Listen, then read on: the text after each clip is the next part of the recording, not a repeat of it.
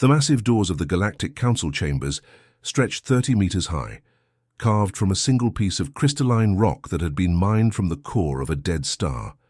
The chamber itself could hold 10,000 beings, and today it was packed to capacity. Representatives from 47 different species sat in their designated sections, each area carefully designed to accommodate their unique biological needs. The Zephyrians floated in their gas-filled bubbles, while the silicon-based Chronites sat on heated stone platforms. The air hummed with dozens of different languages being translated through universal communicators. At the center of it all sat the human delegation, looking remarkably small compared to the towering aliens around them. Ambassador Kim Hana sat perfectly straight in her chair, her black suit pressed and her expression neutral.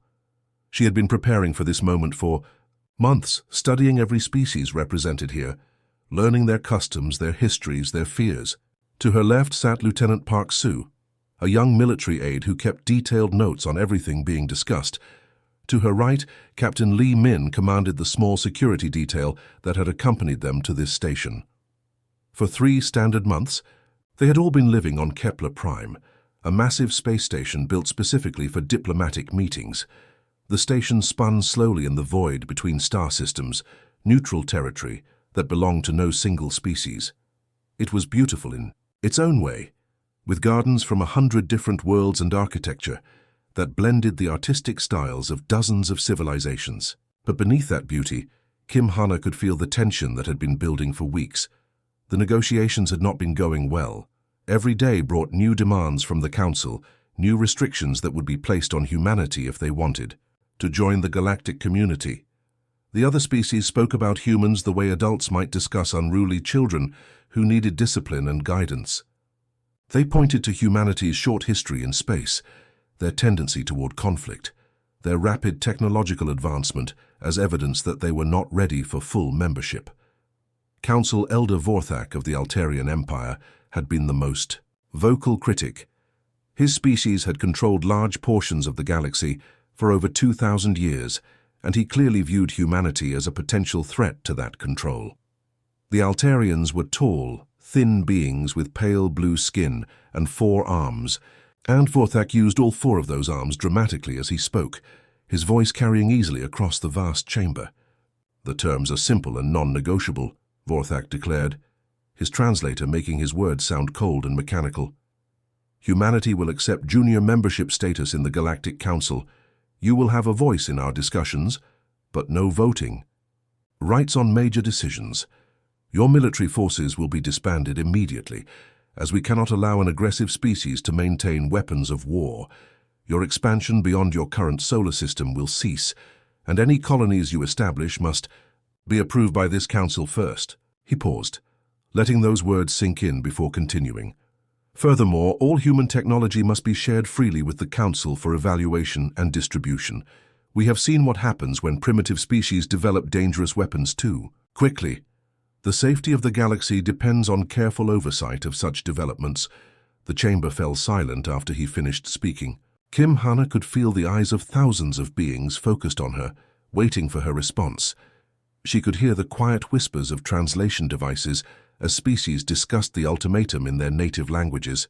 Some seemed pleased with the harsh terms, while others appeared uncomfortable with the demands being placed on humanity. Lieutenant Park Soo leaned over and whispered something in her ear, but Kim Hana already knew what her aide was telling her. These terms were exactly what they had expected, exactly what Earth's government had prepared them for. The Council wanted to treat humanity like a child species that needed to be controlled and guided by their supposed betters. Kim Hana stood, slowly, her chair making a soft scraping sound against the polished floor. The whispers in the chamber stopped immediately. Every translator fell silent.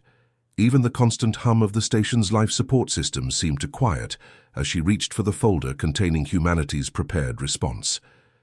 But instead of opening that folder, instead of delivering the carefully crafted speech that had been written by Earth's best diplomats, Kim Hana did something that no one in the chamber expected. She closed the folder, tucked it under her arm, and began gathering the rest of her documents with deliberate, unhurried movements. Lieutenant Park Soo watched her for a moment, Confused before understanding dawned in his eyes. He began collecting his own materials, following his ambassador's lead. Captain Li Min caught the signal and gestured to his security team, who quietly moved toward the exit. Council Elder Vorthak leaned forward in his seat, his forearms gripping the edges of his platform. "Ambassador Kim, we are waiting for your response to our generous offer." Kim Hana looked up at him, her expression calm and controlled. She nodded once, a slight bow of acknowledgement, then turned and walked toward the massive chamber doors. Her footsteps echoed in the silence, each one seeming louder than the last. Lieutenant Park Soo fell into step beside her, while Captain Li Min and the security detail formed a protective formation around them. The assembled representatives watched in growing shock as the entire human delegation simply walked away, offering no explanation, no counter-proposal, no indication of their intentions. They had expected anger, demands, or desperate negotiations. Instead, they got silence and departure. The first sign that something was seriously wrong came exactly 72 hours after the human delegation had walked out of the Galactic Council chambers. The cargo ship New Soul was supposed to arrive at Zerion Station with a full load of medical supplies desperately needed to combat a plague that had been ravaging the outer colonies. The station's docking master, a veteran Altarian named Kelthox, had been coordinating these deliveries for months and knew the human schedules better than his own species' shipping routes, but the New Soul never showed up. Neither did the backup vessel that was supposed to arrive 6 hours later. Kelthox sent multiple communication requests, each one disappearing into the void without even an automated response. For the first time in 8 months, no human ships appeared on his docking schedule. On the mining world of Kepler 442b, Chief Engineer Vextal watched his productivity numbers drop by 30% in a single day.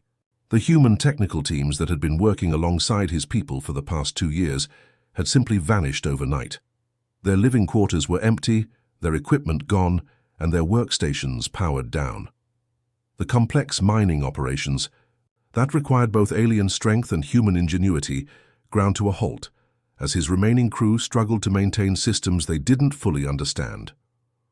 Dr. Yun Jae had been the most respected human scientist in the galaxy, leading joint research, projects with universities across 17 different star systems. His work on quantum field manipulation had been on the verge of revolutionizing space travel for every species in the Council. But on the morning after the failed negotiations, every research facility received the same brief message. All collaborative projects were being terminated immediately. All human personnel were being recalled, and all shared research data was being classified. The message was signed simply Dr. Yun Jae, former director of Human Sciences Division. The word former sent chills through the academic community. If someone of his stature was abandoning his position, it meant humanity's withdrawal was far more serious than anyone had imagined. Captain Han Bin commanded one of the largest independent merchant fleets in the galaxy. His ships had been a common sight at trading posts from the core worlds to the outer rim, carrying everything from rare minerals to exotic foods. Human traders had built a reputation for reliability and fair dealing that made them welcome almost everywhere. But within a week of the council meeting, Han Bin's entire fleet had vanished from sensor networks across the galaxy. Trading stations that had come to depend on regular human deliveries found their supply chains broken. The vegan colonies, which had been importing 70% of their food from human agricultural worlds, faced potential famine. The crystal miners of Tau Ceti, whose entire economy was built around selling their products to human manufacturers, watched their stockpiles grow while their bank accounts emptied. The council members had expected a quick resolution. Surely, humanity would realize their mistake within days and come crawling back to accept whatever terms were offered. Council Elder Vorthak publicly predicted that the humans would return within a week, desperate and willing to accept even harsher restrictions for the privilege of rejoining civilized society. But a week passed, then 2, then a month.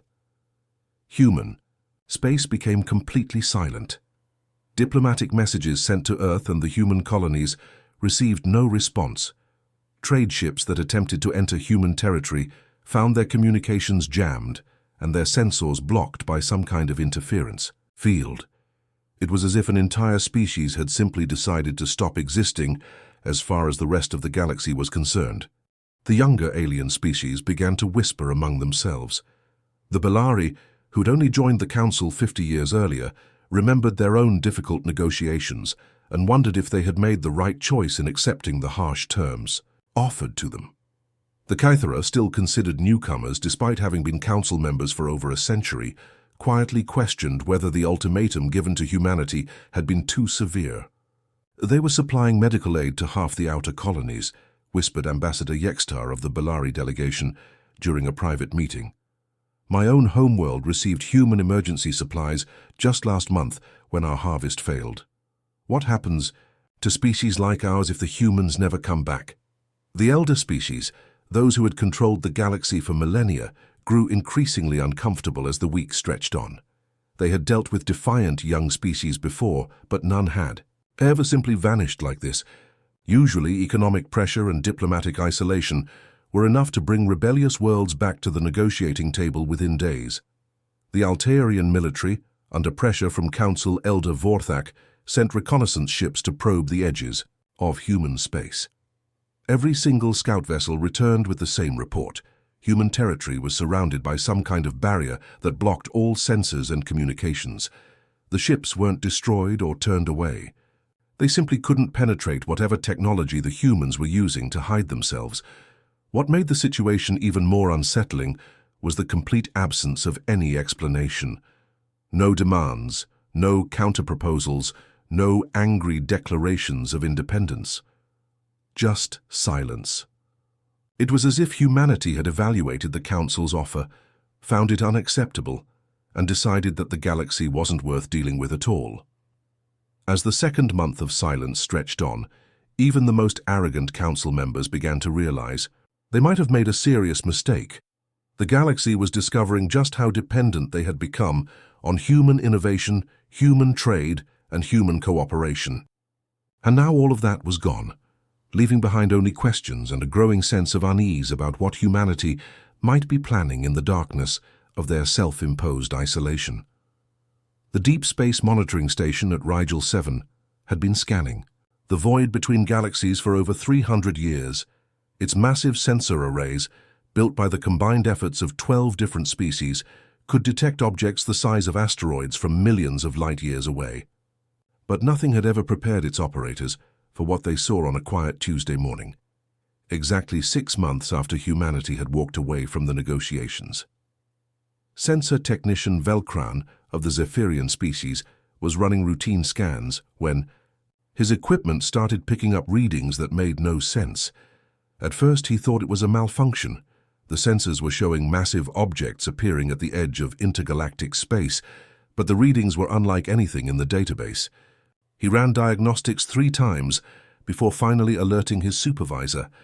"Sir, I'm detecting what appears to be artificial structures emerging from the void," Velkran reported, his voice trembling through the universal translator.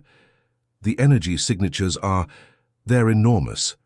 Station Commander Thexol rushed to the sensor station, his 4 eyes focusing on the display screens. What he saw made his blood run cold. Dozens of massive objects were moving out of the empty space between galaxies, heading directly toward Council territory. But these weren't natural phenomena or random space debris.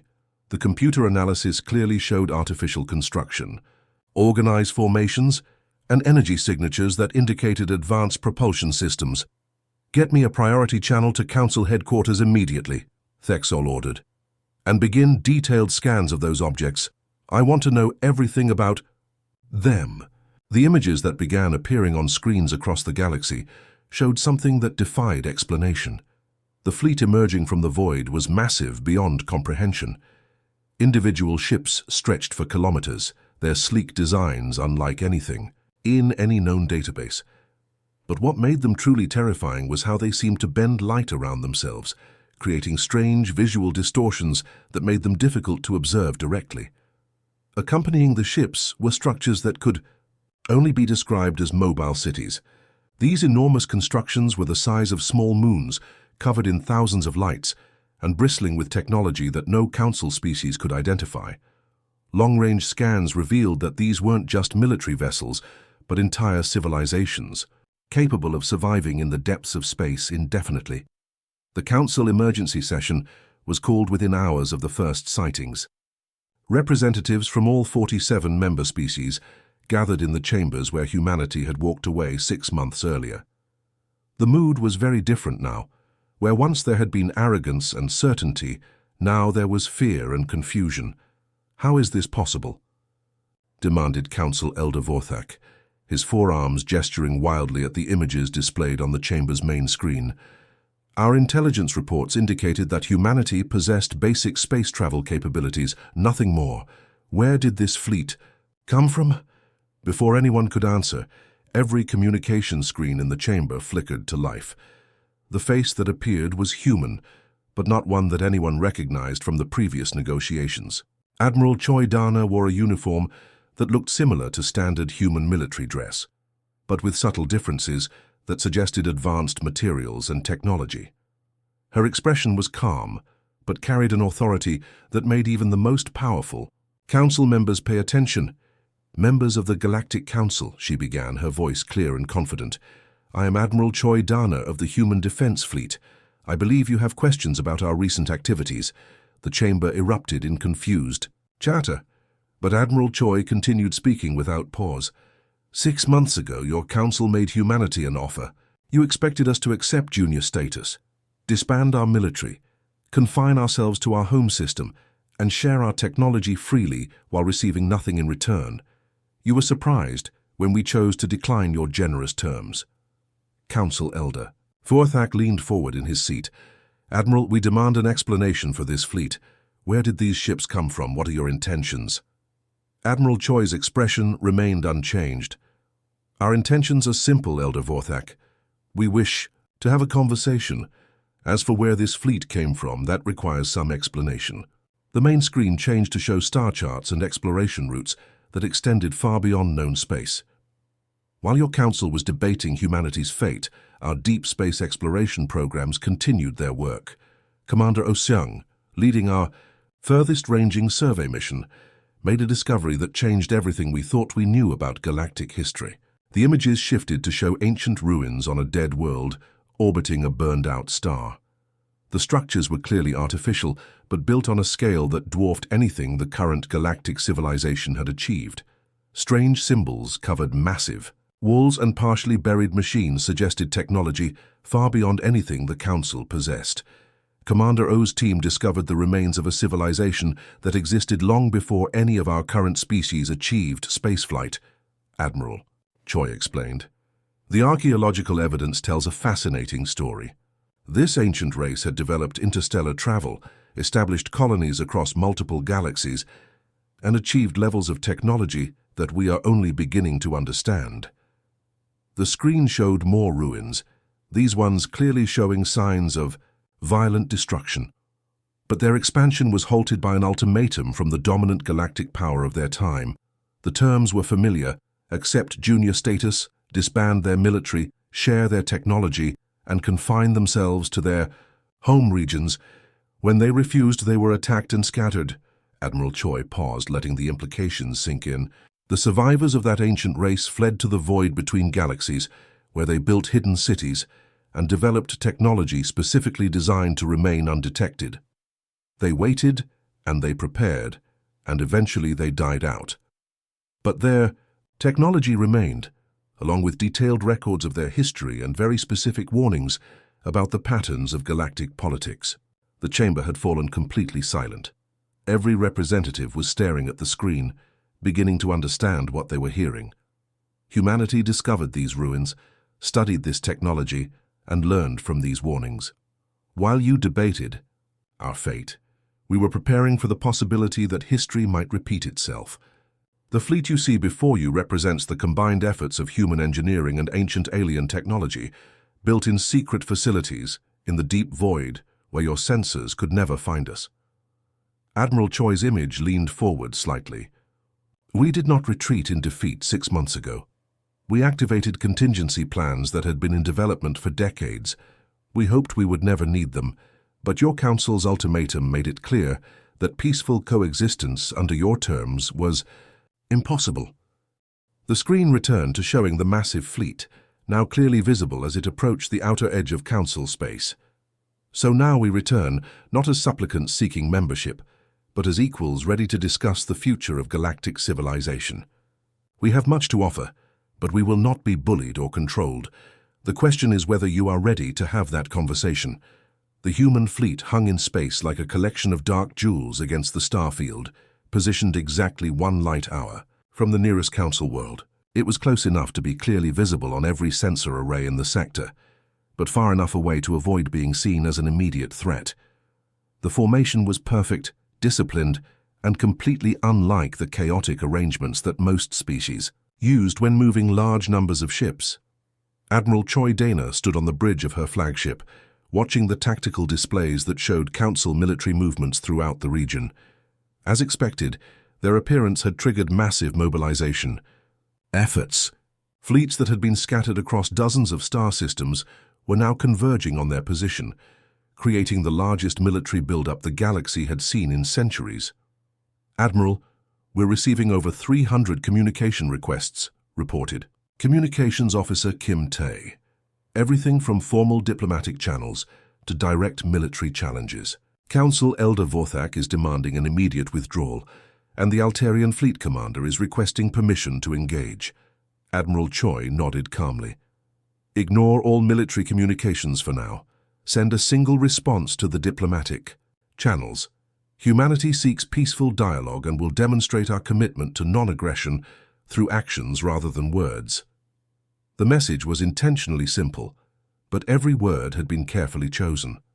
By mentioning non-aggression, they were making it clear that they had no intention of starting a war, but by promising to demonstrate their commitment through actions, they were warning that some kind of display was coming. Captain Kang Hai received her orders 3 hours later. Her ship, the Incheon Rising, was one of the newer vessels in the human fleet, incorporating both traditional human engineering and the mysterious technology they had discovered in the ancient ruins. Unlike the massive flagship, her ship was built for speed, stealth, and precision operations. "Captain, your target is Centauri Gate," Admiral Choi explained during their private communication. "I don't need to tell you how significant that fortress is to Council psychology. It has never fallen, never been successfully attacked, and serves as the symbol of their military might throughout the galaxy." Kang Hai studied the tactical information on her screen. Centauri Gate was indeed impressive. Built over 3,000 years ago by the first species to achieve interstellar dominance, it had been expanded and upgraded by every successive galactic power. The station was the size of a small planet, protected by energy shields that could withstand the combined firepower of entire fleets, and armed with weapons that could destroy capital ships from incredible distances. "What are my orders regarding engagement, Admiral?" Kang Hai asked. "You are not to fire a single shot," Admiral Choi replied firmly. "This is a demonstration, not an attack. I want you to approach the station, deploy the harmonic disruptor, maintain the effect for exactly 60 seconds, then withdraw immediately. No damage to the station, no casualties, no hostile actions of any kind." The harmonic disruptor was one of the most remarkable pieces of technology the humans had recovered from the ancient ruins.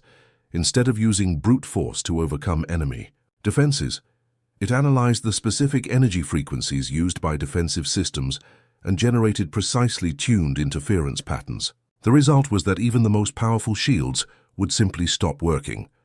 Not because they were overwhelmed, but because the disruptor convinced them that there was no threat to defend against. Captain Kang Hai's approach to Centauri Gate took 18 hours. She kept her ship moving at standard commercial speeds, following established traffic lanes and responding politely to all communication attempts. The fortress's massive sensor arrays tracked her every movement, and its defensive systems powered up as she drew closer, but she made no aggressive moves whatsoever. The Council's military commanders watched her approach with growing anxiety. General Thakmore, the Altarian officer in charge of Centauri Gate's defenses, had never seen anything like it. Enemy ships usually either attacked from long range or tried to use stealth to get close. But this human vessel was approaching openly, almost casually, as if it were making a routine cargo delivery. "Sir, the human ship is requesting standard orbital approach clearance," reported his communications officer. General Thacmore's forearms clenched in frustration. "Deny the request and order them to maintain distance. If they continue their approach, we'll consider it a hostile act." But the Incheon Rising ignored the warnings and continued its steady approach. As it drew closer, every defensive system on Centauri Gate focused on the small human vessel. Enough firepower to vaporize a dozen capital ships was trained on Captain Kang Hai's ship, waiting for the order to fire. Then something impossible happened. The station's shields, which had protected Centauri Gate for millennia, simply flickered and went dark. Every indicator light on General Thacmore's command console turned from green to red in the space of 3 seconds. Backup systems tried to activate and failed. Emergency protocols engaged and were somehow cancelled before they could take effect. "What's happening?" General Thacmore demanded, his voice rising to a near shout. "Why are our shields down?" "Sir, I don't understand it," his chief engineer replied, frantically working at his control station. "All systems show normal operation, but nothing is responding. It's as if the shields think there's no threat present, so they've shut themselves down." The human ship had positioned itself in a perfect orbit around the massive fortress, close enough that its hull was visible to naked observation. Captain Kang Hai maintained her position for exactly 60 seconds, during which every defensive system on Centauri Gate remained completely inoperative. The station that had never been successfully attacked was now completely vulnerable, and everyone aboard knew it. Then, just as suddenly as they had failed, the shields flickered back to life. Every defensive system came online simultaneously, as if nothing had happened. The Incheon Rising was already moving away, accelerating smoothly toward the edge of the system. General Thacmore stared at his displays in stunned silence. His fortress was once again fully operational, but the demonstration had made its point perfectly clear. The humans possessed technology that could disable the galaxy's most advanced defenses without firing a shot, without causing any damage, and without even being detected until it was too late. Across Council space, military commanders who had been planning to confront the human fleet suddenly found themselves reconsidering their options. If a single human ship could neutralize Centauri Gate so easily, what could their entire fleet accomplish? The demonstration had lasted only 1 minute, but its implications would be discussed in strategy rooms and war colleges for years to come. The message was unmistakable. Humanity had returned not as the weak, primitive species the Council remembered, but as a power capable of enforcing their own terms. The age of dictating conditions to humanity was over. The human diplomatic vessel New Harmony was unlike any ship the Council representatives had ever seen. Built using the combined knowledge of human engineering and ancient alien technology, it seemed to exist in a state of constant subtle motion, as if the very space around it was gently flowing. The interior was designed to accommodate dozens of different species comfortably, with environmental controls that could adjust temperature, atmosphere, and gravity in individual sections within seconds. Ambassador Kim Hana stood in the central conference room, watching as representatives from 47 different species filed through the airlock. The difference in their behavior compared to 6 months earlier was remarkable. Where once they had carried themselves with arrogance and assumed superiority, now they moved with careful respect and barely concealed nervousness. Council Elder Vorthak was among the last to board, his forearms held stiffly at his sides as he took his designated seat. The Altarian leader who had delivered humanity's ultimatum now found himself in the uncomfortable position of being the one receiving terms rather than dictating them. "Thank you all for accepting our invitation," Ambassador Kim began, her voice carrying easily through the chamber's advanced acoustic systems. "I want to make something clear from the beginning. We are not here to seek revenge or to humiliate anyone. We are here because the galaxy faces challenges that require all of us working together." She gestured to the large display screen that dominated one wall of the conference room. 6 months ago, you offered humanity junior membership in your council. You wanted us to accept a subservient position, limit our growth, and share our technology freely while receiving nothing in return. We declined that offer, not out of pride or stubbornness, but because we had discovered something that changed our understanding of galactic history. The screen came to life, showing the ancient ruins that Commander Oseung had discovered in deep space. What we found among these ruins was not just advanced technology, but detailed records of a previous galactic civilization, one that faced extinction-level threats that required every species to contribute their unique strengths and capabilities. Dr. Bae Soon, humanity's chief xenoarchaeologist, stepped forward to address the assembled representatives. She was a small woman with graying hair and kind eyes, but her voice carried the authority of someone who had spent decades studying the mysteries of the past. The ancient records tell us about cosmic phenomena that occur roughly every 50,000 years, Dr. Bae explained. Massive energy storms that sweep through the galaxy, dimensional rifts that allow hostile entities to enter our space, and gravitational anomalies that can destroy entire star systems. These threats are beyond the ability of any single species to handle, no matter how advanced or powerful they might be. The display showed artistic reconstructions of the ancient disasters based on archaeological evidence and recovered data files. Representatives throughout the chamber shifted uncomfortably as they watched civilizations that had once spanned hundreds of star systems reduced to scattered survivors in a matter of decades.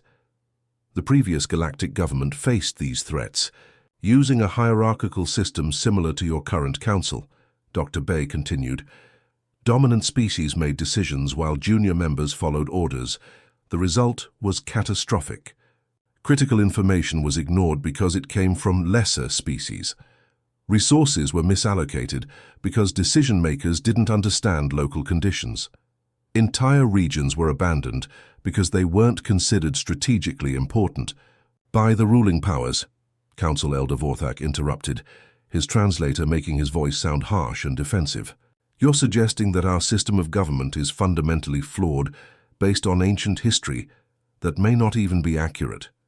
Dr. Bae turned to face him directly. I'm suggesting that your system has already failed once, Elder Vorthak. The energy signatures we detected 3 months ago indicate that we're approaching another crisis period. The same cosmic phenomena that destroyed the previous civilization are beginning to manifest again. The chamber erupted in alarmed chatter as representatives processed this information. Ambassador Kim raised her hand for silence. This is why we walked away from your original offer. We didn't need membership in a system that was destined to fail. Instead, we needed to find a better way forward. The display changed to show humanity's counter-proposal. Instead of a hierarchical council with dominant and junior members, it outlined a truly representative system where every species had an equal voice in decisions that affected the galaxy. Specialized committees would be formed based on expertise, rather than political power, and resource allocation would be determined by need and capability rather than status. We call this the Galactic Cooperative, Ambassador Kim explained. Every member species maintains complete sovereignty over their internal affairs, but major decisions affecting galactic security are made collectively. No species is considered junior or senior. Everyone contributes according to their abilities and receives support according to their needs. The negotiations took 3 days. Every aspect of the proposed system was debated, refined, and adjusted to address the concerns of different species. The humans demonstrated patience and flexibility, incorporating suggestions from even the smallest delegations while maintaining the core principles of equality and mutual respect. Captain Park Soo, who had served as Lieutenant Park Soo 6 months earlier, watched the proceedings from his position as head of the Human Security Detail. He marveled at how different this process was from the previous negotiations. Instead of ultimatums and demands, there was genuine discussion and compromise. Dr. Yoon Jae, the former head of the Human Sciences Division, presented the technological sharing agreements that would make the cooperative possible. Human discoveries would be shared freely, but so would the innovations of every other member species. Ancient alien technology would be studied jointly, with all members contributing to research efforts and sharing in the benefits. The signing ceremony took place in the ship's observation lounge, with the galaxy's stars providing a backdrop through the transparent aluminum windows. Representative after representative added their species agreement to the founding charter of the Galactic Cooperative. When Council Elder Vorthak finally signed on behalf of the Altarian Empire, he looked up at Ambassador Kim with something that might have been respect. 6 months ago, I thought humanity was too young and aggressive to be trusted with galactic responsibilities, he admitted through his translator. I was wrong. You have shown us that wisdom comes not from age or power, but from understanding one's place in something greater than oneself. Ambassador Kim smiled as she added humanity's signature to the charter. Elder Vorthak, we learned something important from walking away from your table. Sometimes the greatest act of diplomacy is refusing to accept terms that diminish everyone involved. We didn't walk away because we were too proud to compromise. We walked away because we knew the galaxy deserved better. As the ceremony concluded and representatives began returning to their homeworlds, observers throughout the galaxy noted what humanity had accomplished. They had faced the most powerful political entity in known space, been offered subordinate membership, and instead of accepting or fighting, they had simply left to find a better solution.